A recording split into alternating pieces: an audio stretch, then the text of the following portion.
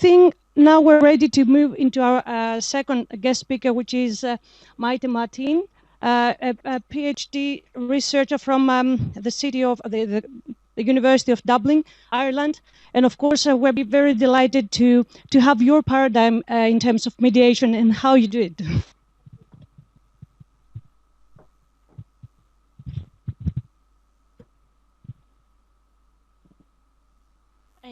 Please, I kind of don't have hands for everything. Could I put this here, perhaps? And this is working, I think. No, this is fine. I have mine here. Okay, okay. Good morning, everybody. Thank you. First of all, I would like to thank Dermot Coughlin from Ireland for inviting me to be in this conference. Also, the Greek organizers. Actually, it is kind of interesting to be in this conference and to talk to people who actually know about mediation, because one of my problems have been trying to convince people in Ireland what mediation is and what type of benefits it could bring. So my presentation will be very practical. I will be talking about cultural mediation in Ireland and all from very practical issues. But Irina has already mentioned lots of issues that really are the principles in which we based ourselves and our concept of cultural mediation. For example, that cultural mediation should not be just used as a resource to make peace, but actually should be part of the preventative stages. Very important. So I will start with how this came about in Ireland. It came through European funding, a project called JOIN, and it started in 2002. And this project was really very practical for us. You can see in this is a picture that we use for the posters to raise awareness about cultural mediation. Some of the people there actually worked as cultural mediators. So what we did was to start the training. We started the program through the training, and we recruited people from many countries, especially the candidates were from Africa, but from many different African countries, which really enrich our learning process also. With JOIN, also with the training project, we foresaw work placement. So yeah. Oh, can you? Is that if I do that, it fails? Okay, sorry. Okay. So they had a training. The training program included work placements. Okay, work placements. So that meant that we really needed to introduce cultural mediation and to know exactly what we referred or we meant when we were talking about cultural mediation. It was the first time in Ireland, and they had to work. So we knew exactly that we have to establish the limits of the type of job that they were supposed to be performing and carrying out. So we defined cultural mediation. This is something defined later, but we had definitions. But the idea was that they were going to be acting as a bridge between service providers and service users. The settings that we wanted to place these mediators in were the health services. But with JOIN, which promoted anti-discriminatory practices levels, they were very interested also to extend this project to the police and to schools, which we did. But the model first started in the health services. So the idea was always this type of dialogue between the two. But it was very important for us to make sure that we were an assistance to service providers, not only for migrant communities. And it was very important not to treat migrant communities, as Irina said, as victims. So this is the poster that you see. This is the second project. We did the Equal Roma Cultural Mediation project. And you can see the picture. This is a very kind of setting of cultural mediation, very realistic. And in fact, it works this way in many ways. And you see that we have it has to be very snappy, the message. So we just said cultural mediation, it is there in place to assist and to make sure that service providers can deliver a cultural competent care. So we train them also. So the benefits for service providers, but also the benefits for users. Not everybody needed a culture mediator. Sorry, that was very important. We didn't want to presume that anybody coming from someplace else actually needed additional help. Absolutely. Some people, if they didn't speak the language, they should require an interpreter, not a cultural mediator. And as Irina said, the cultural mediation has to be redundant eventually. We are not there to stay forever. That's not the idea of cultural mediation for us. So this is one definition we used. Okay, so this is something that the dialogue is always we focus on, but we always focus on assisting the service providers to the competent healthcare, but also the families in order to empower to voice the needs and the concerns. Okay, so that was very important, to empower them so that they don't feel can't say anything. Now, during the first project, which was over many different communities, the participants we had came from medical background, social worker, etc. And that gave us the opportunity with Join and the fact that they were working to develop a lot of guidelines. Not only we developed the training, we developed a protocol for the service, a code of practice for the cultural mediators, and guidelines for service providers, among others. And this was very important because we recognized that mediation had to be taken as a profession. And we needed to distinguish the difference between mediation and interpreting.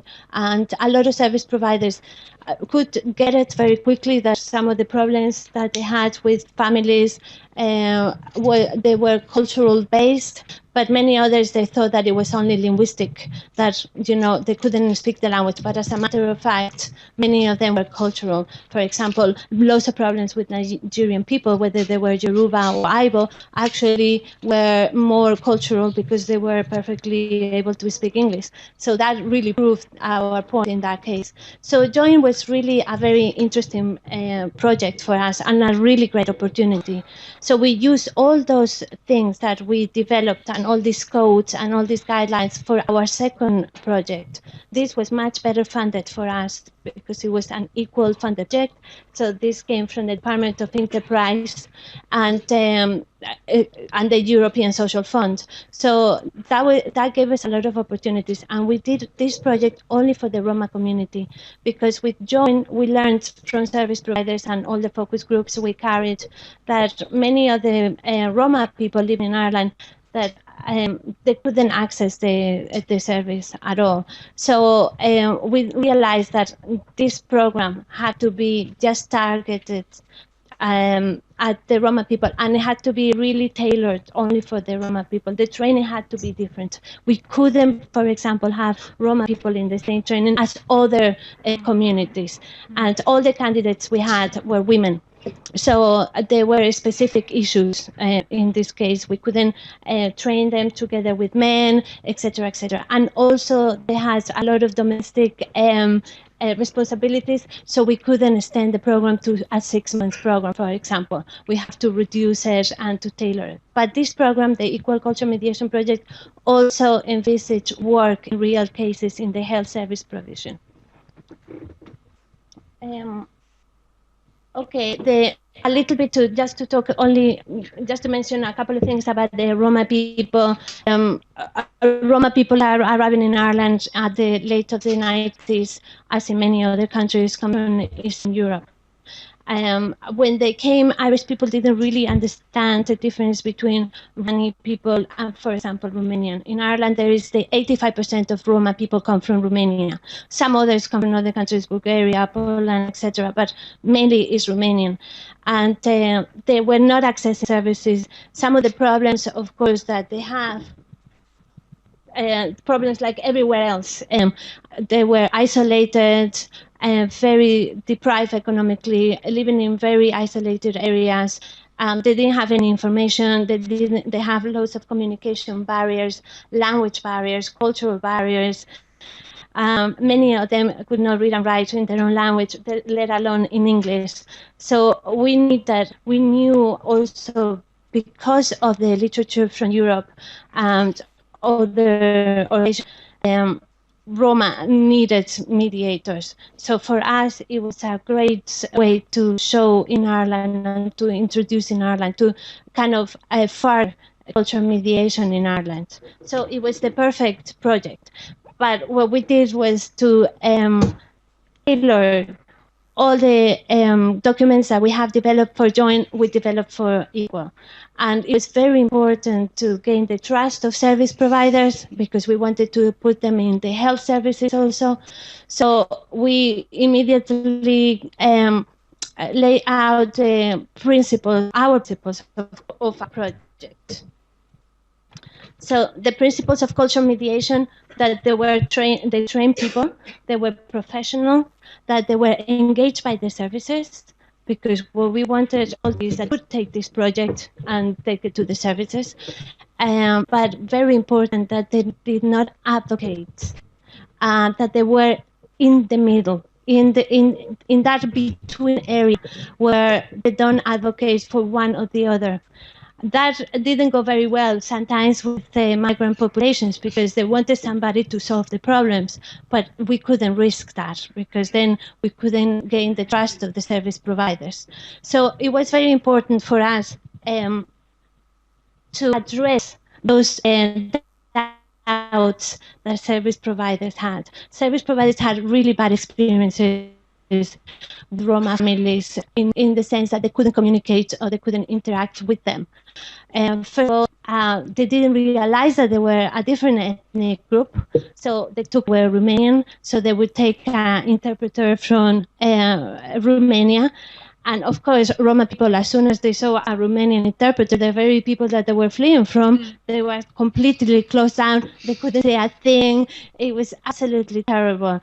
And then the other option they use is to take some family member or some kind of leader of the community. And this also raises a lot of issues. Who has the legitimacy to be the representative of a community? Sometimes they have their own agenda. So that wasn't really very reliable for service providers. They would get a family member, sometimes very young people, because younger kids, of course, learn languages very quickly. So they were put in situations where they have to interpret for families in issues that they should not be involved. And with family members, other friends, it was always problematic, because they wanted to bypass the system and they wanted to advocate for the family and make the point, which absolutely increased the conflict between them. So for us, it was very important to say mediators are in the middle, they are professional, they're not going to be advocating, they're not going to seek to bypass the system, they actually are going to create a space of dialogue.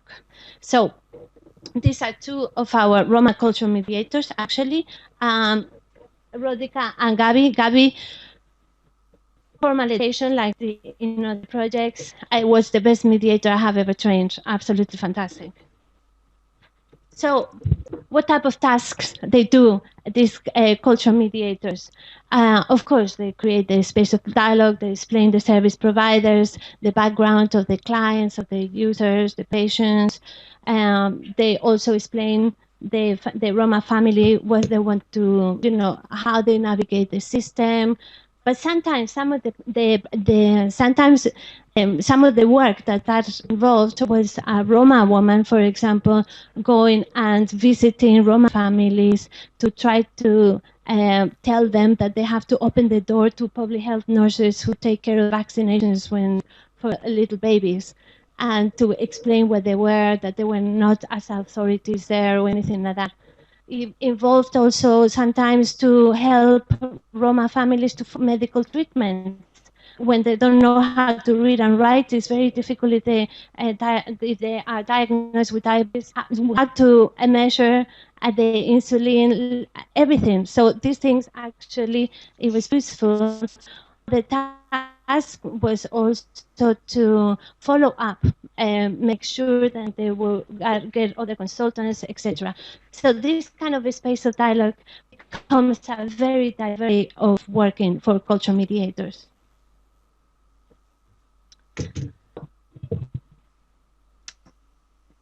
how to protect cultural mediators and how to convince providers the benefits of cultural mediation. We all immediately wrote a code of practice. The first code of practice we joined is made in a collaborative fashion with the mediators themselves, and it was very detailed, very long. But for the Roma Cultural Mediation Project, we felt that we really needed something in bullet points so we could put them on the notice boards of the hospitals, so health providers could see it in a few seconds, and they knew what type of tasks and what type of responsibilities and principles the cultural mediators would abide by. So, for example, this picture, also Rodica is assisting a class of illiteracy, like to teach them. So sometimes they help in that way. Okay, so they have a lot of type of tasks. But the code of practice, very important for any project to get cultural mediation as a profession, is the code of practice. And this code of practice has to have some elements of neutrality, confidentiality, and professionalism. Very important. Small communities, sometimes countries like Ireland is a small country, the communities know each other. So it is very important that they are trained in the code of practice and they absolutely abide by this code of practice. It will help for cultural mediation to be recognized as a profession. It helped us enormously with our project. So we have the mediators, they were trained, they were professional, and they had a code of practice to follow, which was very helpful. However, this did not protect the mediators when working, because cultural mediators, when working in real cases, they work under enormous stress and emotional stress that comes from people from their own community saying to do for me, we come from the same place. So to keep a professional demeanor in this type of situation is very difficult for them. So we knew that we have to establish some type of procedure for the work of cultural mediator. So the first thing we did was to establish a protocol. So we were the project supporting the cultural mediators. So the health service providers would call us. We would identify, yes, we can work in this case. We would identify the mediator that should be in this working in this particular case, and then we would convene a meeting with the health service providers, the mediator, and ourselves. 1 minute? No. Enough a minute. Okay. So in this way, the mediator was part of the process all the time. So they were able to devise a strategy and to put forward their own opinion as to what was the best way to work in this particular case.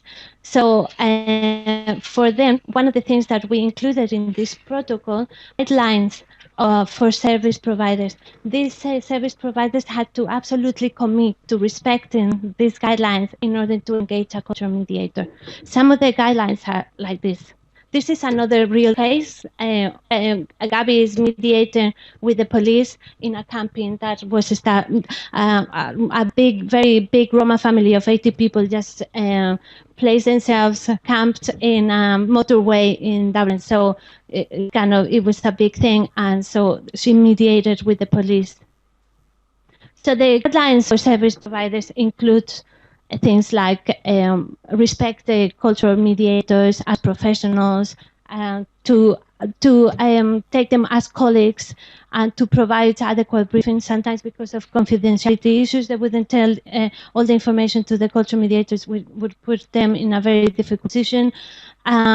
Explain the expectations, the purpose of the intervention, and of course review the code of practice and introduce them to other code of practice. For example, if they're working in a social work department, the mediator should be introduced to their own code of practice in the agency.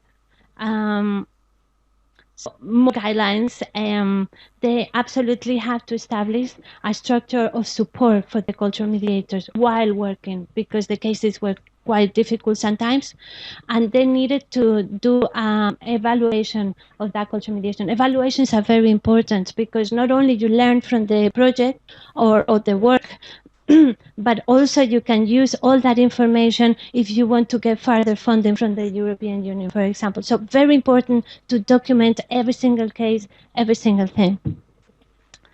So the mediators, Rodica, also we work with the police, and it was really interesting working with the police, because what we did was a lot of presentations and a lot of um, sessions to raise awareness about the needs that the Roma population had in Ireland. And this worked very well, not only for the police, but also for the mediators, because we get them an opportunity to talk, to present, to talk about the traditions. So it was very powerful also for the cultural mediators, because sometimes they are a little bit used here and there, but they have to be supported also. So projects who have a structure of support, this is the type of things that we created in our projects, okay? So we defined what mediation was, the principles, the rules, the practice, the protocol of service, very important to set guidelines for service providers, evaluation, procedures, and support. Very important that they could have other structures, but these are absolutely the minimum that they really need, projects need to put in place if they want to use cultural mediation in real cases. It worked very well for us. We ran out of funding, but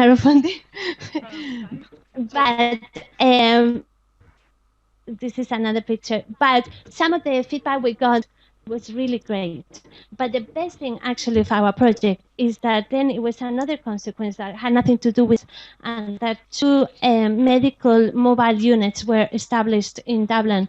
So there were mobile units that went through areas that are populated, highly populated by Roma. So, and they were service, and this could never have happened without cultural mediation. So indeed, cultural mediation works. It works well, but it needs to be well thought out, and also recognize that it cannot be the only thing in cultural services. Like Bruno will talk, this is in order to make services competent, culturally competent, but it's not something that should be there forever.